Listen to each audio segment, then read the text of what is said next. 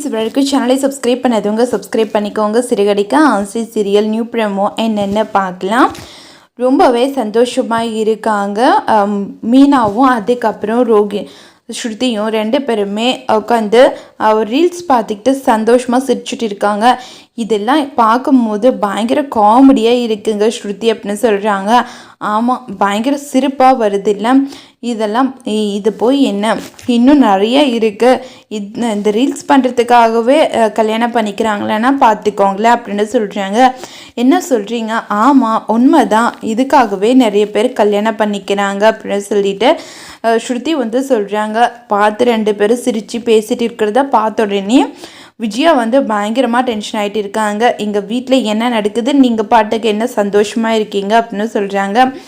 அது அவங்களோட பிரச்சனை, இது எங்களோட பிரச்சனை இல்லையே. அப்போ இருக்கும்போது நாங்கள் சந்தோஷமாக இருக்கக்கூடாது, தேவையில்லாமல் நீங்கள் எங்ககிட்ட பிரச்சனை பண்ணாதீங்க அப்படின்னு சொல்லிட்டு ரோகிணி ரொம்பவே கோவமாக கத்துறாங்க.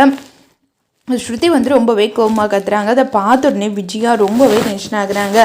இல்லை, இது எல்லாத்துக்குமே காரணமே இவளால் தான் இந்த அளவுக்கு பேச ஆரம்பிக்கிறா அப்படின்னு சொல்லிட்டு ரொம்பவே டென்ஷன் ஆகுறாங்க ஸ்ருதி. விஜயா அதெல்லாம் பார்த்த உடனே மீனா எதுவுமே பேசாமல் அமைதியாக தூரமாக வந்துடுறாங்க. ஒழுங்காக போய் காஃபி போடு அப்படின்னு சொல்கிறாங்க.